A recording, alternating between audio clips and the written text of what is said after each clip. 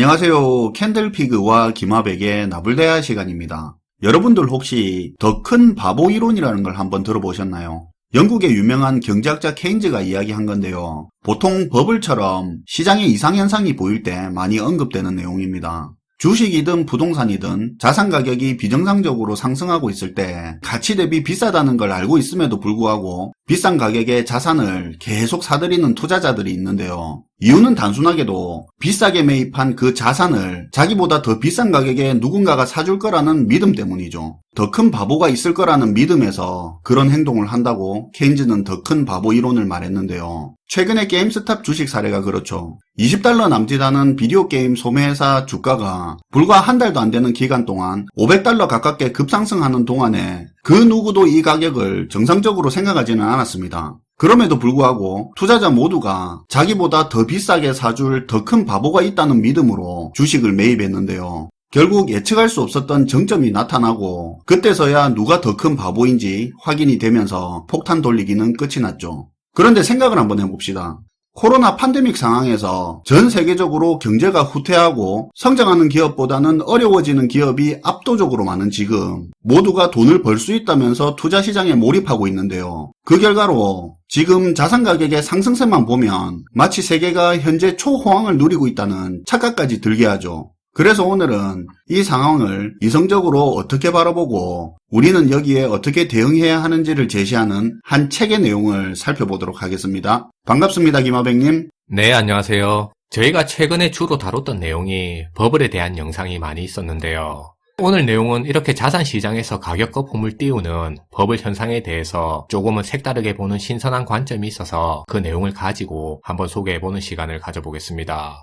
우선 버블은 다들 아시는 것처럼 주식이나 부동산 같은 그런 자산 가격이 일정 기간 동안에 그 본연의 실제 가치보다 너무 과도하게 많이 올랐을 때 우리는 버블이 생겼다라고 얘기하게 되는데요. 그리고 과거의 역사적으로 보더라도 우리 삶 주변에서 항상 반복해서 일어났던 일이 이 버블 현상이라고 얘기할 수 있습니다.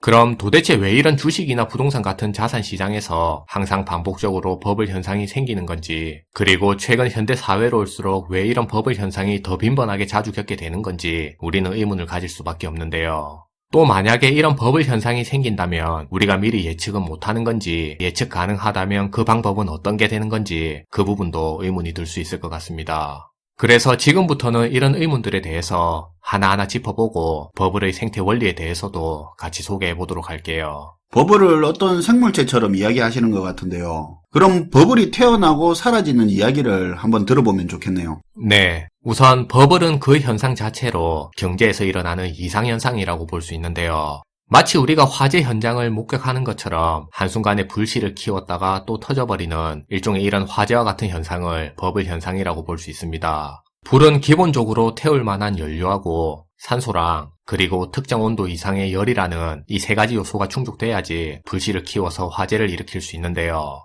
마찬가지로 버블 현상도 이런 불처럼 기본적으로는 지금부터 말할 이 세 가지 요소를 갖춰야지 자산 가격의 거품을 만들어낼 수 있게 됩니다. 불하고 버블을 같은 개념으로 비교를 하셨네요. 불은 발화점 이상의 온도, 연료, 산소 세 가지 중에 하나라도 없으면 만들어지지 않죠. 네, 맞아요. 버블도 불처럼 지금 말할 요 세 가지 요소가 갖춰지지 않으면 발생하기 어렵다고 볼 수 있는데요. 우선 첫 번째가 불에서의 산소 역할 같은 시장성이라는 게 먼저 갖춰져야 하고요. 그리고 다음으로는 재료가 있어야 불이 타는 것처럼 마찬가지로 시장에서도 돈하고 신용이라는 그 유동성이 있어야 버블이 생겨날 수 있게 되는데요. 마지막으로 이 시장성하고 돈이라는 유동성이 갖춰졌으면 이제는 높은 온도가 있어야 재료가 타는 것처럼 대중의 투기성이라는 그 열이 있어야 버블이 생성될 수 있는 조건이 갖춰지게 됩니다. 그리고 이걸 여기서는 버블을 일으키는 세 가지 요소라고 해서 버블 트라이앵글이라고 부를 수 있어요. 그런데 시장성이라는 말이 좀 모호하게 들리는데요. 아마 지금 처음 들으시는 분들은 좀 그렇게 들릴 수도 있을 것 같은데요. 그래서 이제 버블을 일으키는 이 세 가지 요인에 대해서 순차적으로 한번 알아보면 좋을 것 같습니다. 우선 앞에서 버블을 일으키기 위한 첫 번째 조건으로 시장성이라는 게 필수적으로 요구된다고 얘기했는데요. 그러니까 기본적으로는 시장성이 있는 자산이어야지 그 자산이 버블을 생성할 수 있다는 얘기가 됩니다. 그럼 여기서 말하는 이 시장성이라는 게 뭐냐? 그냥 간단하게 시장에서 쉽게 사고 팔 수 있는 그 가능성을 시장성이라고 볼 수 있는데요. 그러니까 거래하기가 쉬운 자산일수록 시장성이 높은 자산이라고 보시면 될 것 같습니다. 그리고 그렇게 시장성이 높은 자산일수록 버블을 만들기가 더욱 쉬운 자산이라고 생각할 수 있는 거예요. 대충은 이해가 가는데 예를 하나 들어주시죠. 예를 들어 주식하고 부동산을 한번 비교해 보면 상대적으로 부동산보다는 단연 주식이 시장성이 더 높은 자산이라고 볼 수 있는 거죠. 왜 주식이 시장성이 더 높죠? 네, 생각해보시면 우리가 주식 거래를 쉽게 할 수 있는 이유는 우리가 주식을 통해서 그 기업의 일부 가치만을 거래할 수 있으니까 우리 모두가 주식 거래에 쉽게 접근할 수 있는 겁니다. 1조짜리 회사를 1조가 다 있어야 살 수 있는 게 아니라 주식을 통해서 그 1조짜리 회사를 100만 원치만 살 수 있다는 건데요. 그런데 아파트 같은 부동산의 경우는 전체를 다 사든지 전체를 다 팔아야지 기본적으로 거래가 이루어질 수 있는 조건이에요. 제가 만약에 어떤 집을 보고 큰 방만 사고 싶어도 그 방만 따로 떼서 살 수 없는 거랑 같은 이치인데요. 그래서 이렇게 주식처럼 분할성이 높은 자산일수록 그 자산의 시장성도 같이 높아지는 특징이 있고요. 그리고 간혹 이전에는 분할할 수 없었던 자산이 어떤 이유로 분할이 가능하게 되면 갑자기 그 자산에서 버블이 생성되는 요인이 되기도 하는데요.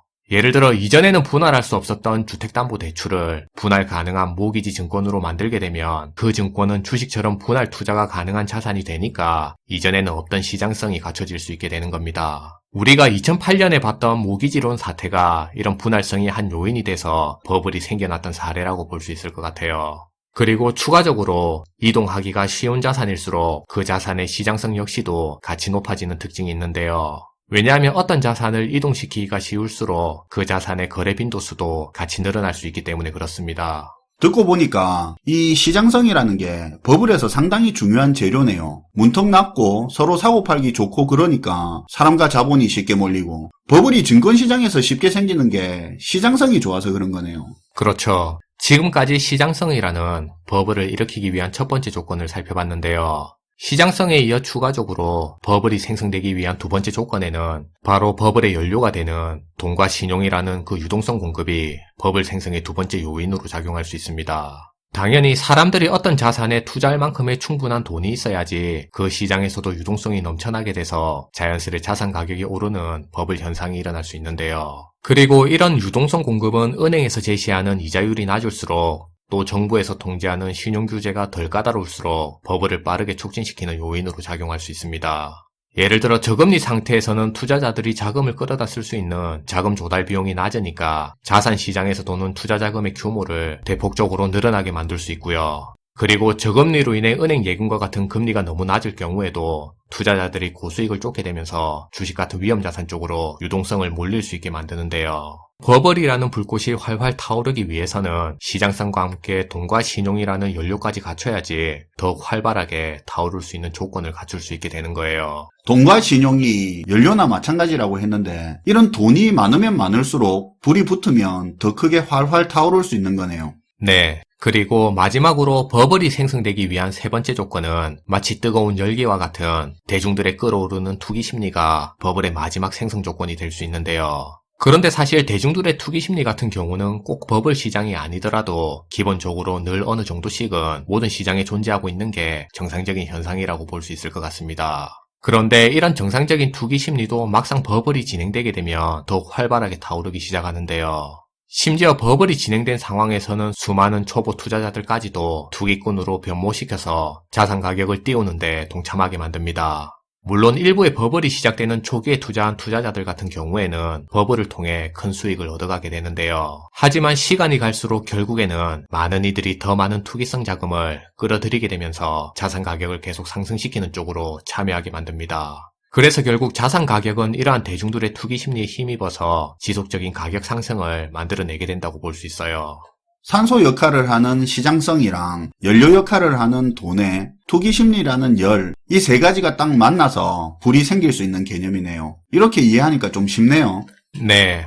결론적으로 지금까지 살펴본 버블의 생성 조건을 보시면 첫 번째가 거래하기 쉬운 시장성이 갖춰져야 되고 그리고 돈이라는 유동성이 공급된 이후에 대중들의 투기 심리까지도 합쳐져야지만 버블의 기본적인 세 가지 생성 조건을 갖출 수 있게 되는데요. 그렇다고 이 세 가지 조건이 갖춰졌다고 해서 모든 자산 시장에서 무조건 버블이 생긴다고 볼 수는 없습니다. 그렇죠. 버블이 생기기 좋은 조건을 얼마나 갖췄냐의 문제지 무조건 버블이 생긴다는 의미는 아니죠. 네, 일종의 불씨를 일으킬 만한 불꽃이 있어야지 불이 타는 것처럼 자산 가격에서도 어떤 이유에서의 불꽃이 튀어야지 버블이라는 불을 지필 수 있게 되는데요.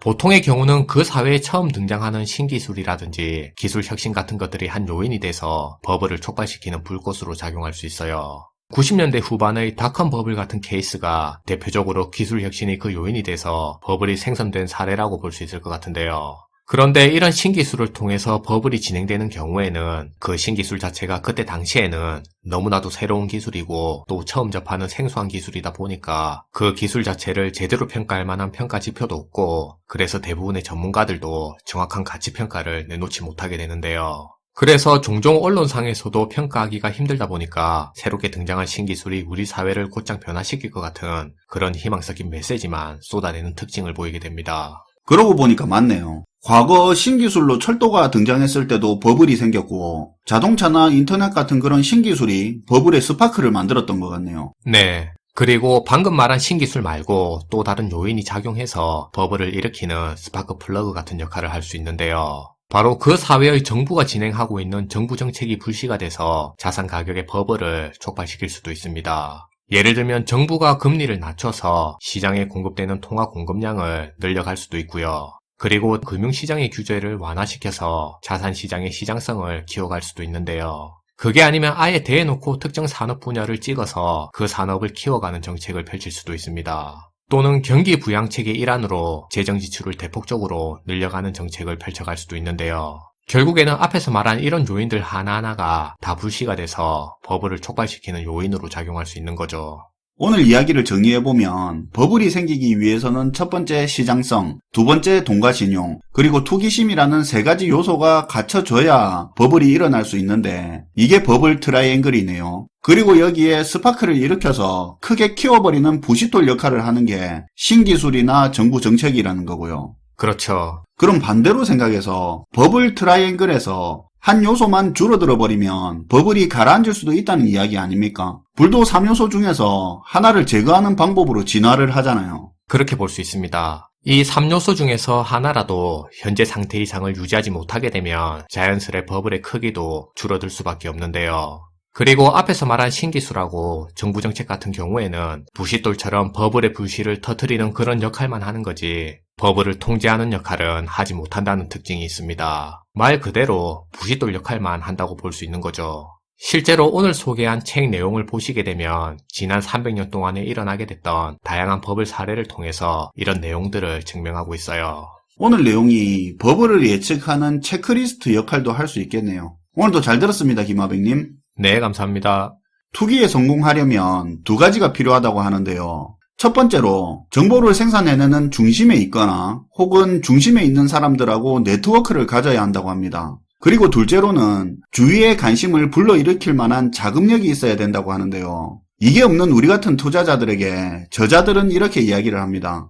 미리 정보를 접할 수 없는 개인 투자자들은 언제일지 알 수 없는 버블의 정점에서 매도하는 게 어려운 일이고 반대로 버블 붕괴를 예상하고 하락에 투자하는 투자자들 역시도 버블이 언제가 정점일지를 모르기 때문에 버블이 길어질수록 곤란한 상황에 처할 수 있다는 건데요. 차라리 버블에서 한 발 물러나 버블이 끝나기를 기다리는 편이 낫다고 저자들은 이야기하고 있습니다. 사실 과거를 돌이켜보면 버블이라는 게 항상 부정적인 결과만 만들어내는 건 아닌데요. 1990년대 닷컴 버블 같은 경우에는 투자자들에게는 엄청난 손실을 안겨준 건 사실이지만 사회 경제적으로는 금융위기에 준하는 큰 충격을 주진 않았습니다. 오히려 당시에 소외받던 인터넷 분야에 엄청난 관심과 투자를 유치하게 되면서 많은 기업들을 탄생시키고 정보화 사회를 더 앞당긴 역할을 하기도 했죠. 오늘 소개한 책을 통해서 앞으로 세상은 어떻게 변할 것인지, 그렇다면 우리는 어떻게 대응해야 되는지 영감을 얻을 수 있는 기회를 가져보는 것도 좋을 것 같습니다. 시청해주셔서 감사하고요. 지금까지 나불대화 시간이었습니다.